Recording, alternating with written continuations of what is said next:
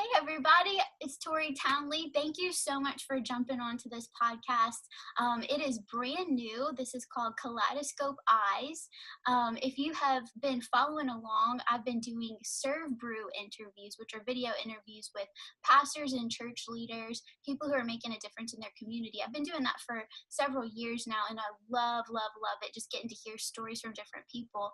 But it's been on my heart for a while now to do sort of a spin-off of that. We talk a lot about the importance of reaching our cities. Pastor Dino just wrote a book, Serve Your City. He talks about cracking the code and how that really means listening to individuals and their perspectives on the world.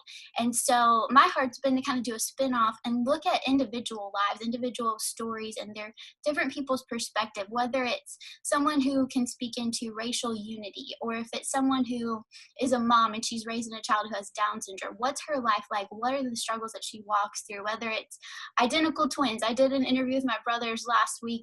They're identical twins. I was like, what's it like to be an identical twin? It's just fun to learn. And so I'm so excited to kick off this new adventure with you guys. Thank you so much. If you check out the first episode, you can hear my kaleidoscope theory and why this is all talking about kaleidoscopes. We're all broken, we're all different colors, we're all different shapes and sizes, but I think God pieces together all of that and we reflect each other, and that's where he sees the most beauty in us. And so all that to say, I am so stoked to have a brand new friend jumping on today. Her name is Guz. I'm going to cut to her. Hey buddy, how are you?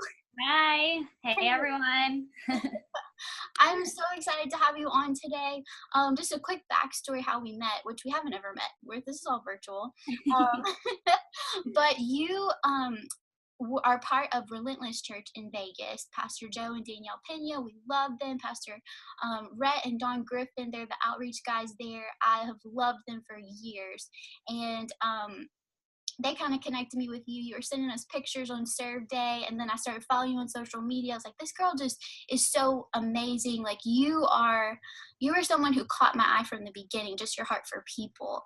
And honestly, rewind, when you posted, there was a picture of like a tricked out Serve shirt that y'all had. Like you had tricked it out. It was so cool. And I was like, dang, Relentless like jumped up on this Serve shirt game. I need to go there and get one of these shirts. And come to find out, it was like your own custom design. I was like, that girl's so cool. Started following you on social media, and really just like your narrative on humanity and valuing people and being so open about your own story and how you use that to create the beautiful art that you do just blew my mind. So a lot of me talking, but I just wanted to give people kind of like a frame up of what this talk is for and what it's about. So in your own words, now that I've done all the talking, tell me a little bit about just who you are, like who you see yourself as and your voice in the world. I think I lost you for a sec. Okay. So, yeah, my voice in the world, I just see it as, the gifts that God's put on me and like that he wants me to use. One of the main ones being art, but also being community, and through serving. I've done a lot of outreach in my life. I was blessed to go on a lot of mission trips when I was younger. And so I think that God really instilled like that in my heart from a really young age. And then obviously art was an interest of mine since I was very young. And so I've just like used that and grown that into the brand that I have, just really trying to share, those messages through my art. That's awesome. And it definitely shows like there is a theme woven throughout everything that you do of there's a cause behind it. And it's not like an in-your-face cause, but it's like there is an underlying tone here that I want you to get, and it translates. Yeah. But tell me, okay, so with that, like I want to know a lot about like your art and your brain, because it's incredible the work that you're doing. You're so talented. But leading up to that, it sounds like you grew up doing missions work. So what's your like faith walk? What's your personal, you're married, like tell me a little bit about like some of your personal stuff, and like kind of what got you to the point that you're at now. Yeah, so my story, kind of my journey is I'm originally from North Carolina, and so I grew up there, and I actually grew up in the church, and then I I grew up there, but I kind of started my own relationship with Jesus like my 8th grade year.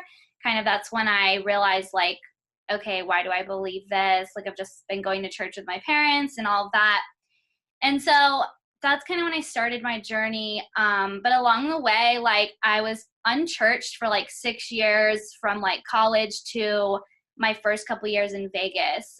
Me and my husband moved out here after college.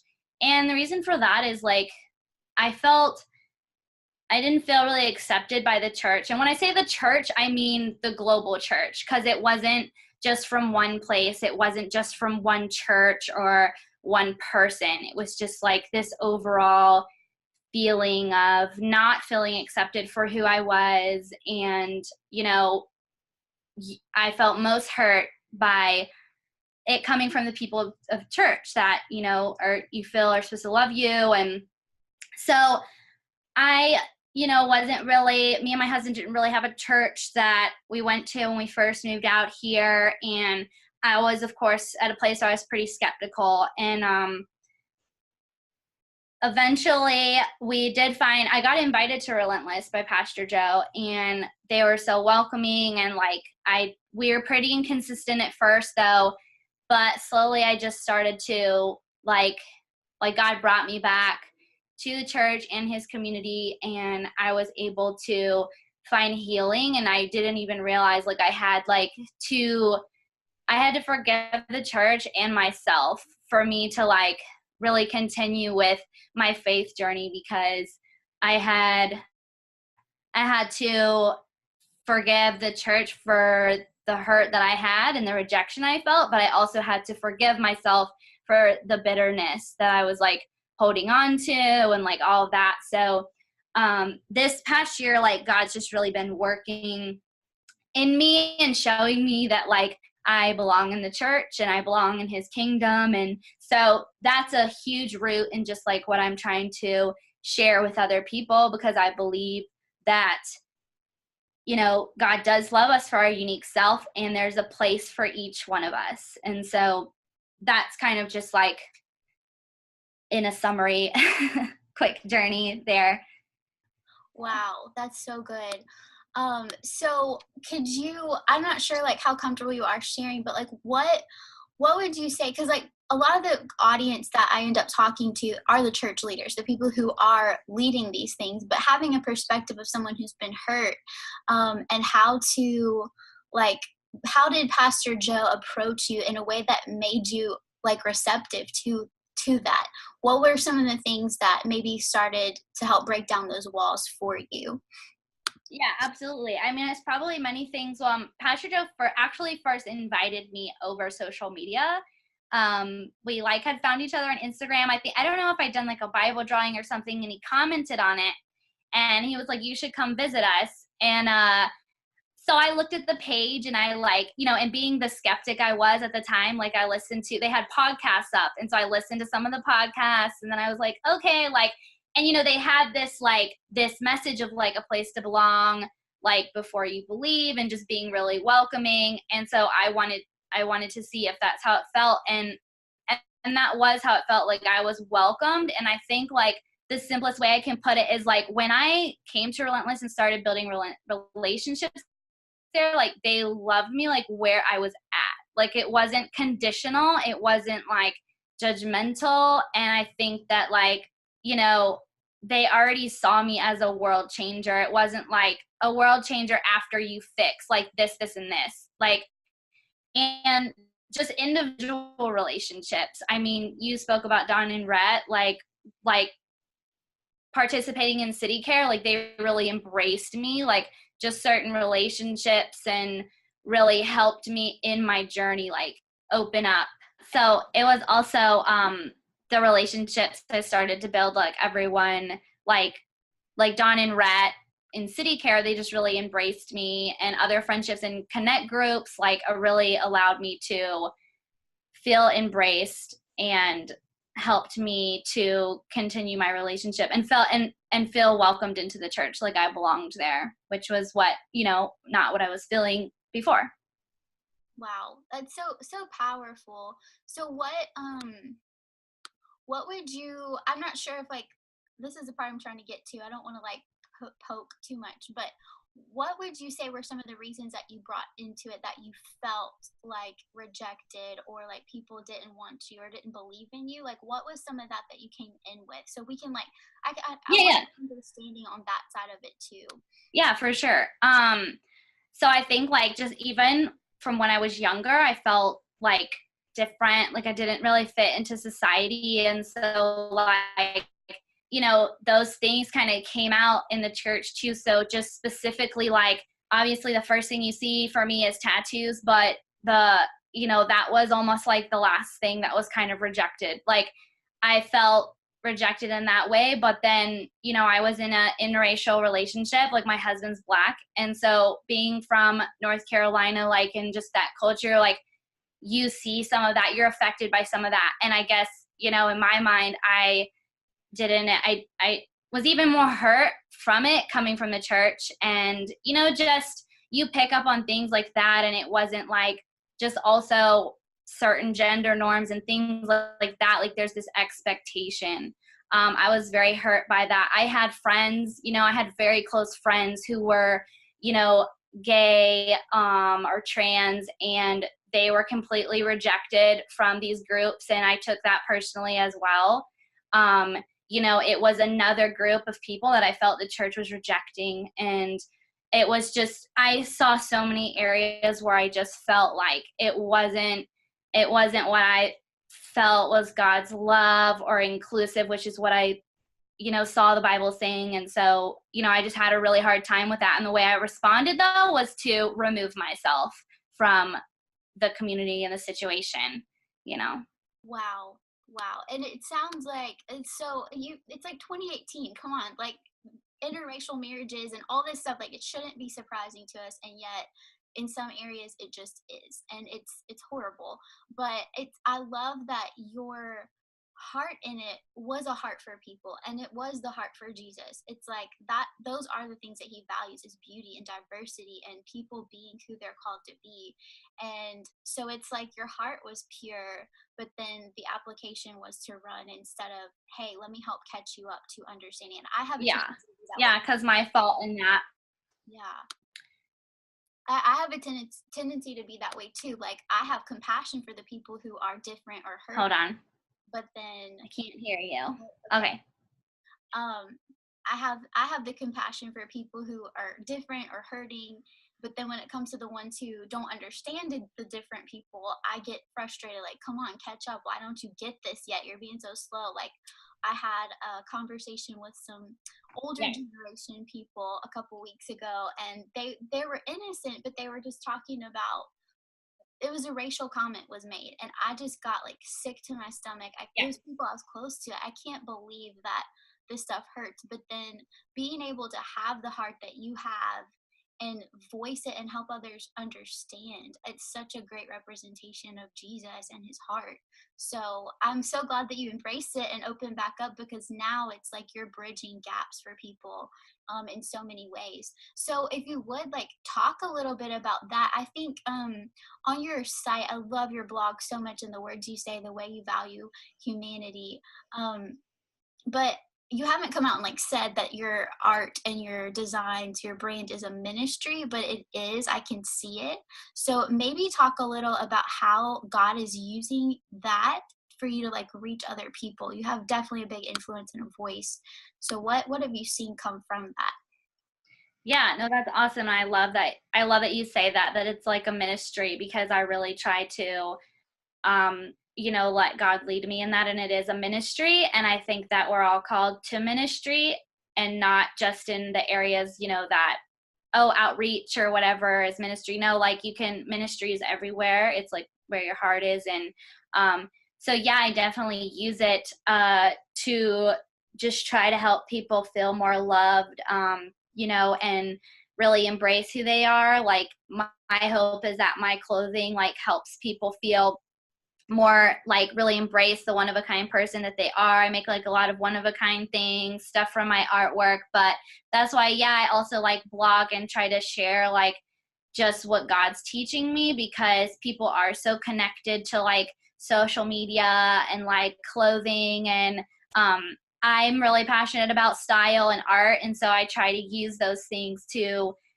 put out that message that hopefully, like, someone who's connecting to it, you don't know what's going on in their life. So I've had people message me that were like, um, just even if they were wearing one of my shirts and somebody complimented them, or, it just made them feel special. Like, though, even those small things, they mean so much to me. And like the stuff that I talk about in my brand, like people have told me how it's just really helped them like embrace who they are and feel more confident. And that always makes me feel so good, because like my dream would just be for like everyone to just be able to be themselves and be happy in that and love each other like for themselves, and us all being really different and just seeing how it's a really positive thing. And also in my brand, like I talk a lot about like, you'll see themes of like positivity like through like mental illness and stuff, because from my background I've also dealt with a lot of like anxiety and depression. So one of the other like things I hope that my brand like helps with is just like awareness in that and encouragement in that, because a lot of people, they struggle with anxiety, depression, and so I draw things with that, and I do a lot of themes that are just, above all is love and then positivity. And so I just hope that that overall just spreads, and that people get that from my art. Yeah, and they totally do. If I'm a witness to it, it just exudes. And I think it's so cool because it's almost like a parallel. Like your story, you're so vulnerable, just opening up and sharing what you're walking through. And then your art also, it tells stories. Everything that you're producing, I think you said in one of your posts, there is one of the more recent pieces that you're working on. You're like, this is what the story is to me, but it might speak something else to you, but here's what I see in it. And it's like everybody can feel a commonality and just there Yeah. is a preciousness, there's a uniqueness and an individual appreciation in every single piece that you make. And I'm always looking at it like, what's the story here? Here's what I see. And it's so cool. There's a connectedness. It's like it celebrates individuality, but yet at the same time it brings community. And I think that's one of the most beautiful things. And I love that you said it's not just about like this organized outreach, because churches, it's great that we do that, because that's like a big catch all, let's go do this Yeah. outreach to love people. But it does have to get deeper into, this is like my every single day life. Here's how I'm loving people in this. It's a lifestyle. It's everything. So Yeah. I know that it looks like you have a lot of cool opportunities. I saw that you were in this Underneath We Are Women campaign. That looked so cool. So Yeah. tell me what that was like. Like, that sounds like such a big deal. Is it a book or is it like I don't Yeah. know what it is. Okay. Yeah, it's a book, but it's like a photo book. Yeah, this amazing photographer, her name's Amy, and she's from Australia, and she does such a great job just like embracing women and just giving them a platform for showing their diversity. And like I was just like, thought it was so cool. She wanted me to be a part of that project. So it's basically just photographing amazing women, all women, diversities, and then they get to share a little bit about their story. And so the book should be coming out in like 2019. So next year sometime. But yeah, I went to, we had like a group photo shoot. So it was just like a full day. We're like 25 of us in the area. Like, she took our photos. And then we like submitted a little story to her, but it was just really cool because we got to meet each other and really like build community there with each other and learn from each other. It's just such a like awesome and also humbling experience just to meet all kinds of different women from around the nation and the world. And it's like, it's really awesome, that project. I'm just so impressed with the project and what Amy's done, and just her heart in it, because it's taken so much of her time, and she's traveled to the US and everything, and it's just like, it's a really amazing project. Wow. It sounds so cool. It looks so cool. I've been really like thinking a lot lately about the idea of influence. I've been reading up on just how we use our platforms. Like, social media these days, like everybody has a platform, and sometimes it's like it can feel like if you use it, you're kind of like promoting yourself, you're getting on a soapbox, whatever. I've been like hesitant to use my platform. I have a voice, but I'm like, what do I have to say that anybody else doesn't? What's the deal? But God's really been convicting me like, no, everybody, you have a voice, you have a story, and I need you to use it to share this platform with others and highlight things. And you, I feel like because of your story and the things that you've walked through with your marriage looking different than what the east south has looked like used to, or just dealing with anxiety, depression, like that's, you have so many different people that you might cross paths with.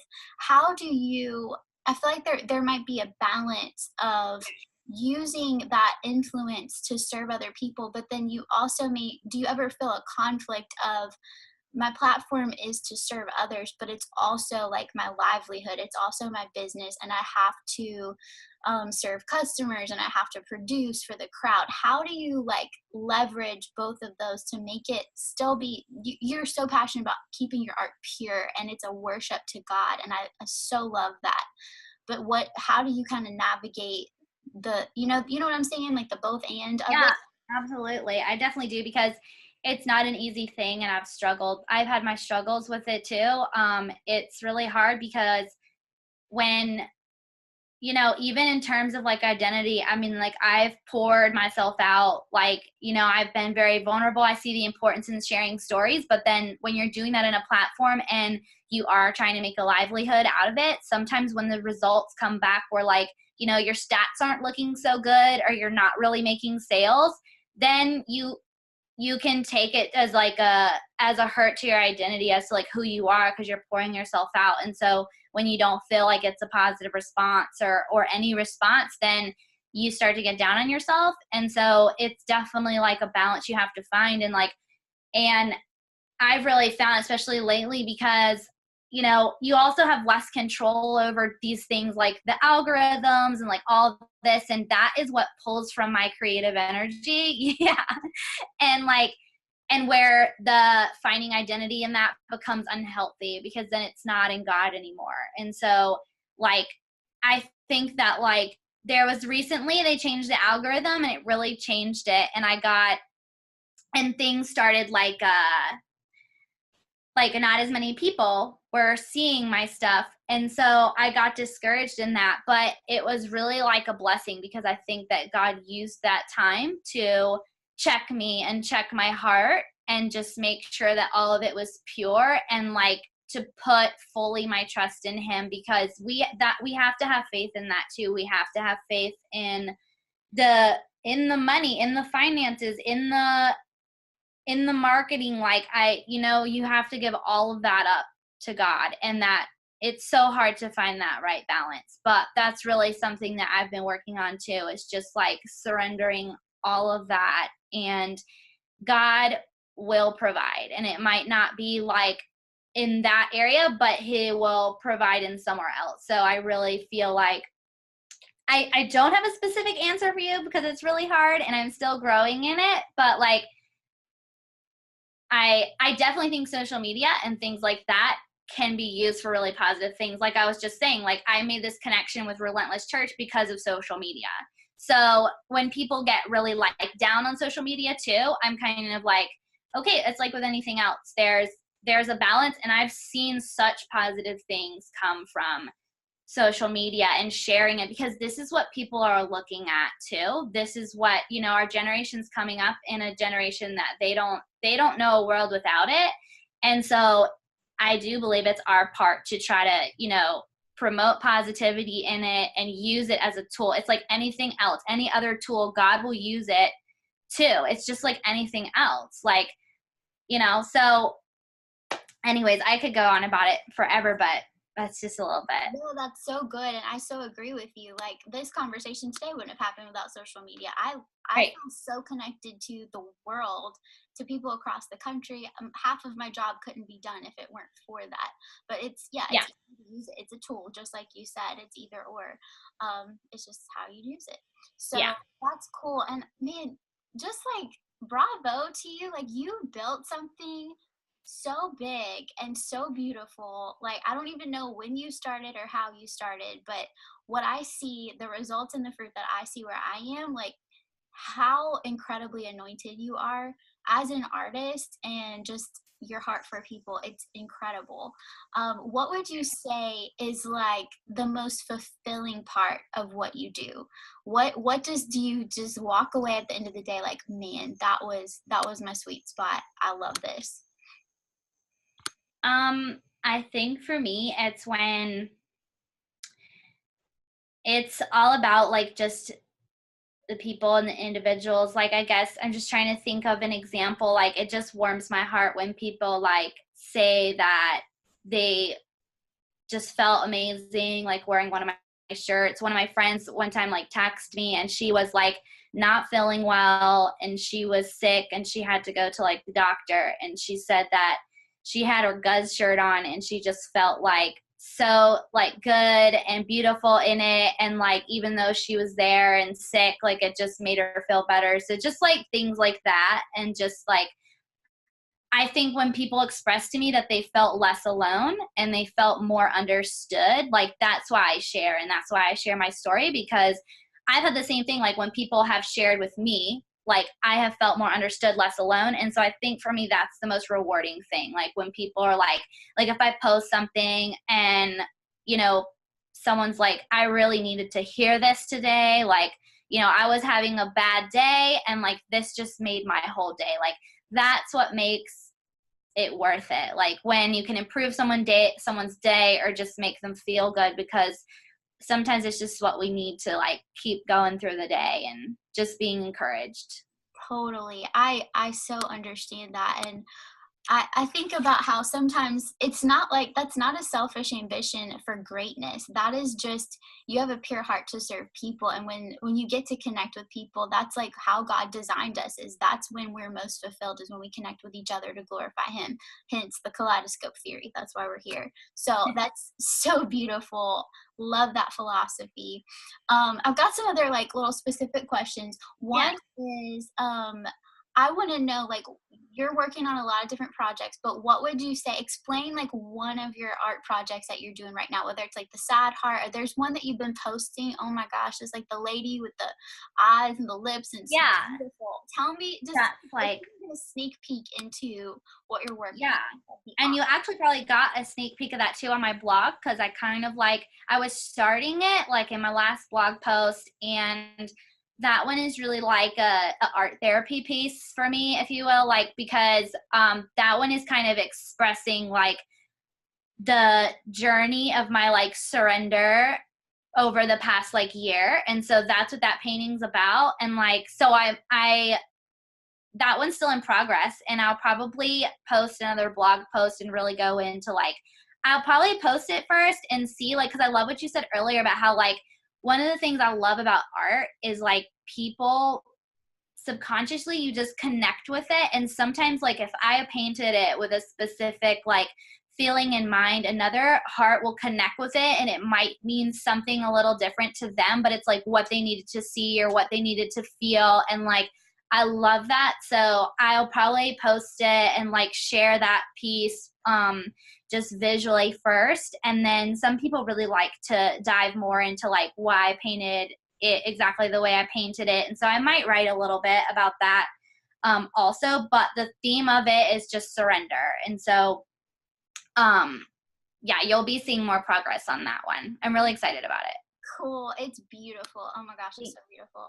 Do you ever get people asking you to design their tattoos for them? And is that like a thing? Yeah, and I used to sometimes draw little ones.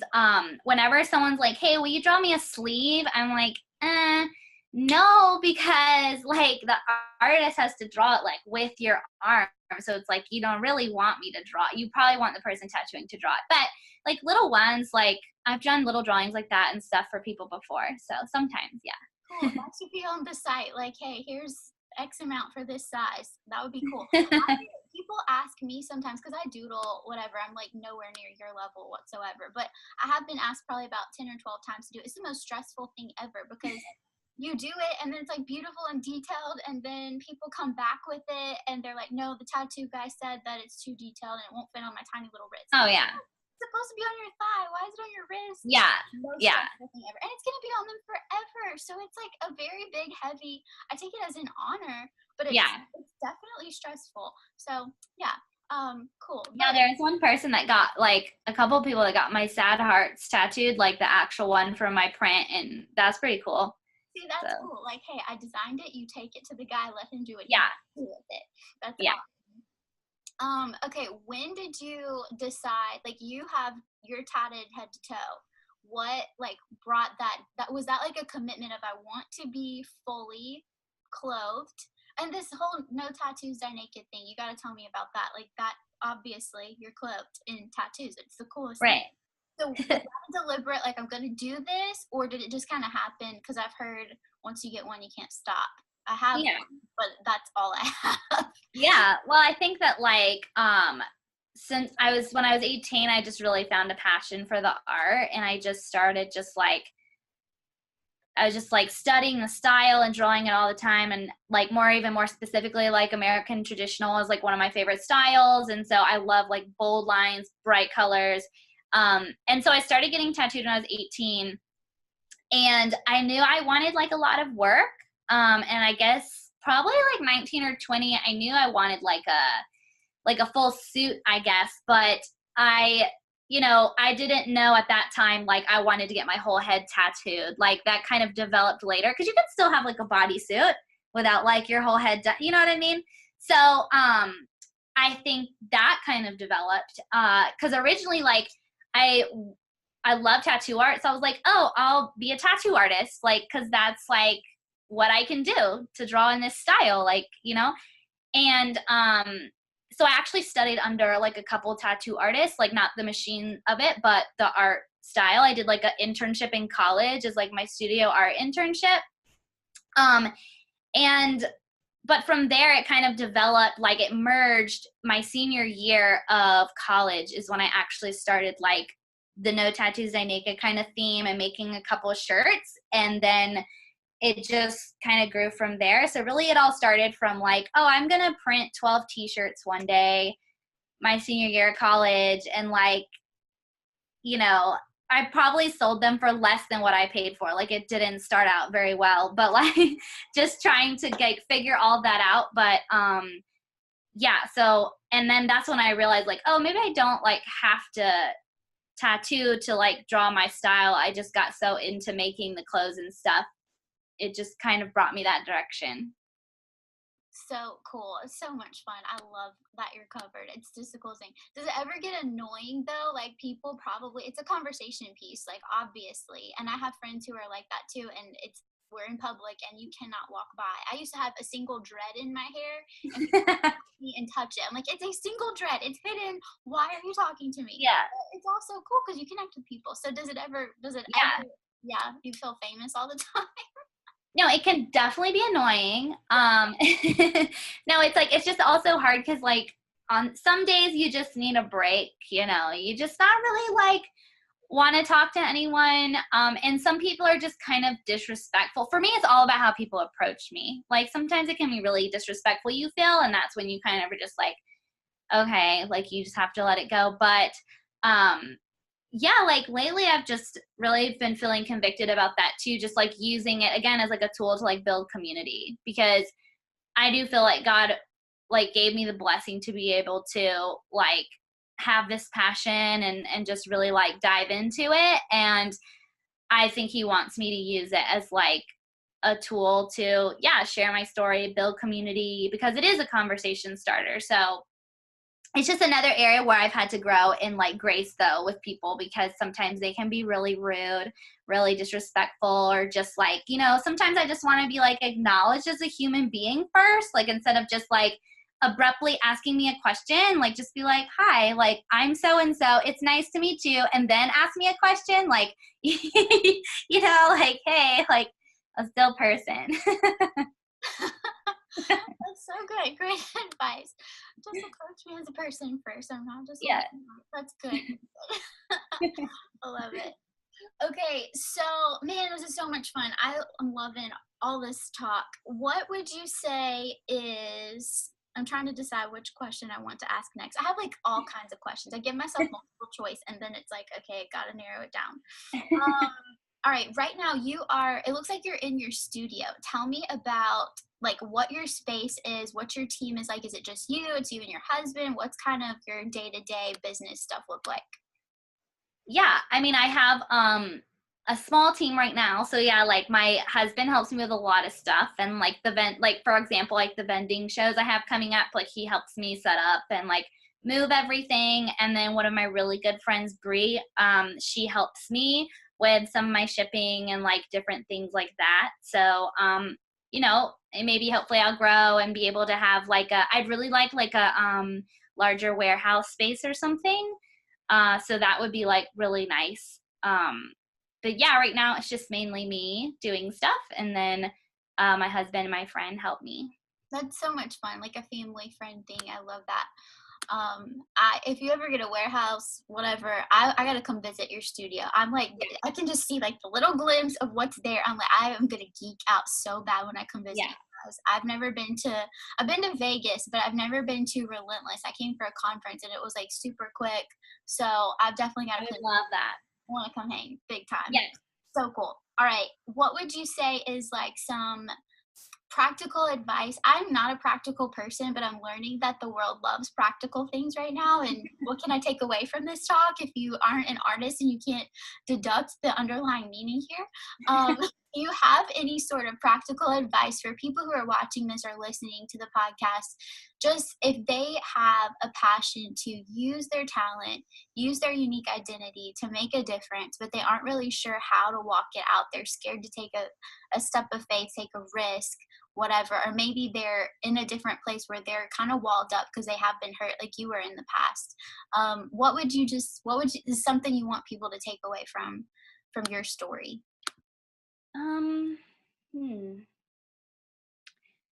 I think that just the biggest thing coming to my mind right now is community. Like just having people around you. Like if you're passionate about something, like just get the right people around you, like people that are going to encourage you and believe in you and help you. And then, you know, because you are like the people you're around is who you are, you know? And then the second thing, like with that, paired with that is just not giving up. Like just really listening to God, like and where he guides you.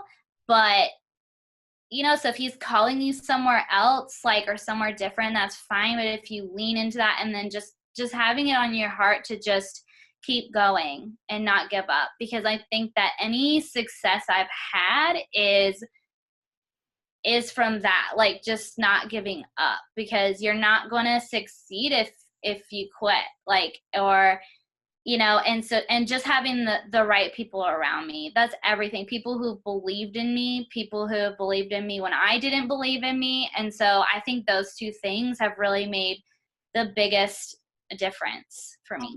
That's beautiful. And I think right now, it's definitely easy to be isolated. Like we talked about social media, you can feel Yeah. connected, but it's still like almost it's just kind of a shallow connection. You can go deeper. Like you and I are friends now because of that. Yeah. But having people who literally know you, it's like it's harder to come by pure community and true community. And it's very easy to look connected and think you are and not. Yeah.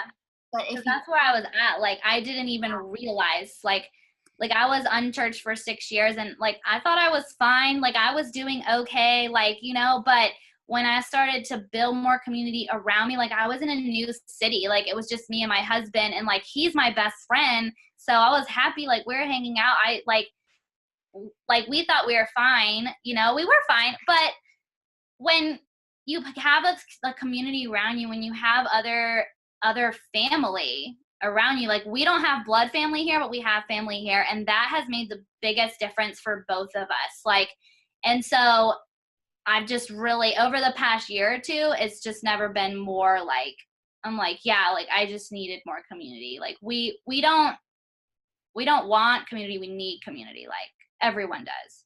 That's so good.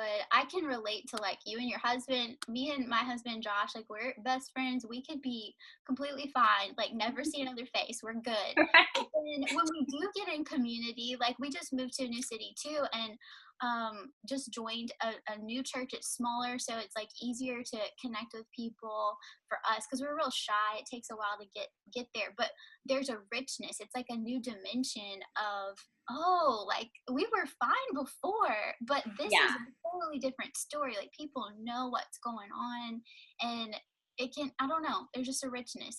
It's just a cool. Yeah, So exactly. that's awesome. I agree with you totally. Okay, this is one of my favorite questions. I kind of got this from Austin Kleon, still like an artist author. But he talks about like building your tree, your family tree of influence. So like I love you, and I think that you're like one of my influencers. I'll read your blog. I love your art. I'm like, okay, I love this girl. And then I want to know who's influencing you. So, who are some of your maybe heroes or maybe favorite book that you've read, podcasts you listen to, even music? Like, I'm always wondering what kind of music do these people listen to? I want to know because I want to look like that and I want to feel like that. So, what would you say? Just a handful of your favorite influencers or heroes? Hmm. I ramble my questions. No, that's I fine. feel like a broad thing. You can deduct what you want to from it. Right. No, that's such a hard question for me because I guess I really feel like, I don't know. I really feel like what I'm doing is so unique. There's not really anyone I can compare it to. I don't know if I'm just like being like conceited with myself, but but like I guess that um I guess for like inspiration and drive, I read different books and devotions of people that I do like just connect with the way that they like lead devotions or whatever.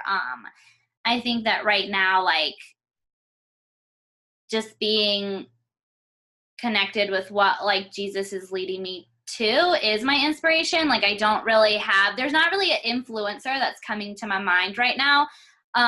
But for music, like I am really inspired by music. It just kind of depends on like, it's so scattered. Like it's really just like whatever song connects with my heart at that time. So I am very influenced by like music and the arts. I think that right now I'm trying to kind of like, I was looking so much, obviously so much influenced by like the tattoo art that, and I really love that style and like bold lines and bright colors, but I've really been trying to look more at fine art lately as like an influence because I I've been trying to loosen back up with that because I don't like, I'm not tattooing, I'm not putting it on skin. I don't have to be so in certain guidelines. And so I think that like I'm kind of being brought into this new season maybe with my art. I'm trying to kind of get back to those roots of just like art studies. Like I went to school with art and I used to have like studio classes. And I think that, you know, one of the things with like trying to grow a brand and doing just all of the little things you have to do to keep that running had kind of taken me away a little bit from like the studio art aspect, which I really love. So I've been trying to be more around like just more of the fine art stuff to kind of see where it takes my style next. So yeah. I love that, keeping it fresh. That's so cool. It's because you've like perfected this piece of it, and now it's time to like bring more to it. Well, I don't I'm not perfected it. Oh, No. you have, so that's awesome. But Not even close. I'm so excited to see like where you go next and what God's got for you next. All right, so like this is probably my last question. What is, you don't have to like completely bare your soul on this one, but what is like a fresh dream in your heart that you just like are holding on to that maybe the listeners or the viewers, we can rally around you and pray for you and support you and be watching the story unfold? It could be like an ambition or a project you're working on, or even if it's just like a prayer need, just something we can be believing with you for. Anything Yeah. that comes to your mind on that? Yeah, definitely. Like I really feel like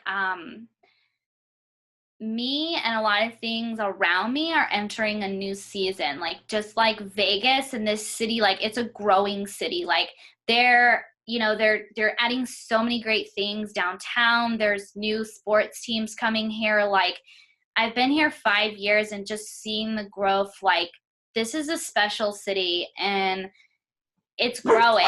And so, and for me, I feel like I've been, sorry, my dogs.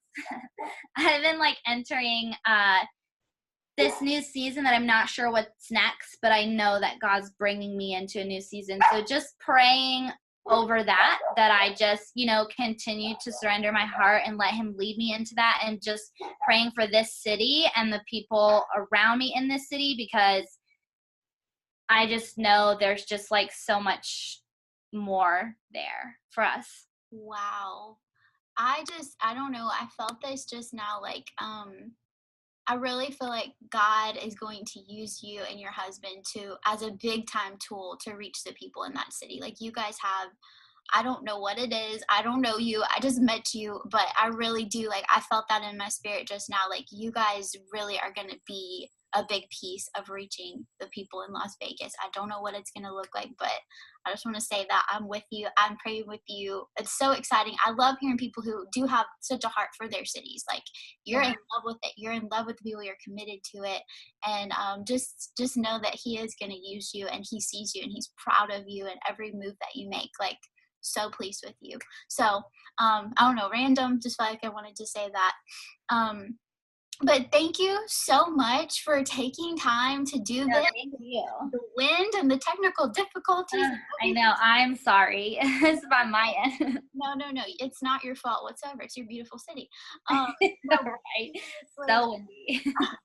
I know that God really ordained this conversation. I know it's cheesy to say, but I seriously was like crying reading your stuff yesterday and just the narrative. So people who are listening and watching this, please go to her blog and read up on this stuff. Check out her art. It's incredible. I haven't ordered anything yet because I can't pick what I want, but seriously amazing stuff. And this is just somebody you're going to want to follow her story and support her. What if people want to get in touch with you guys, if they want to like follow social media, whatever, they have a question about your story, what would be the best way for them to follow along?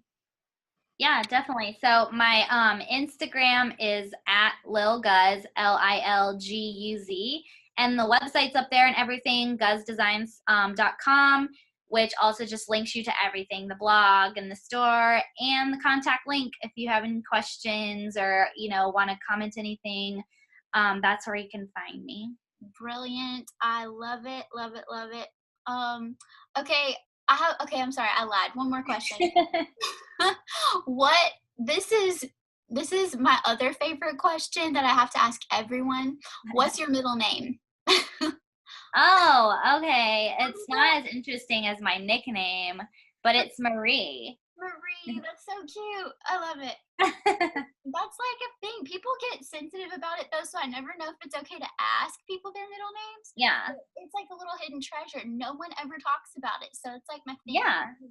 I just think it's like there. I don't know. It's just like boring. Like, I mean, like my name. Like, people can call me Laura if they want to, but my name is Guz. Like, that's my nickname, and I prefer it. Where does Guz come from? My last name, Guzman. Ah, was that your married last name? No, my married last name's Avent, but it's like hyphenated. Okay. Yeah, it's confusing. Yeah, that's cool. I love it. Just call me whatever. No, Guz it is. That's cool. I just wanted to know the middle name. That's all that matters. Forget your first real name, your middle name. Now that they have my full name. Yeah, now people can stalk you for real.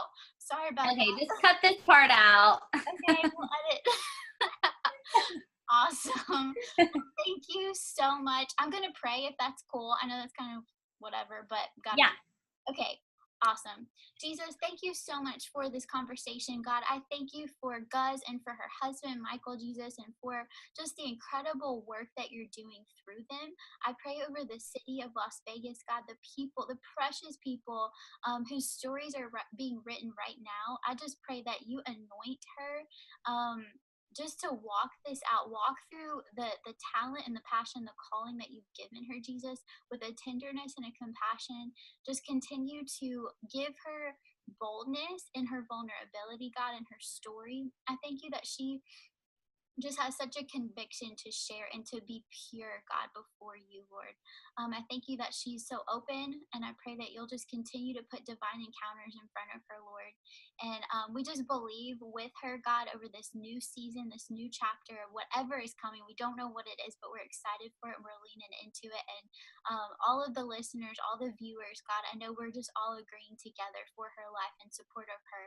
And just bless her and let today be something special. I don't know why, I don't know what it is, but just put something or someone in her path to let her know that you see her, that you are all over this, and that you're pleased with her. In Jesus' name, amen. Yes, amen. All right, friend. Thank you so much again. Thank you. All right. We'll see everybody on the next episode. Have a good one. Bye.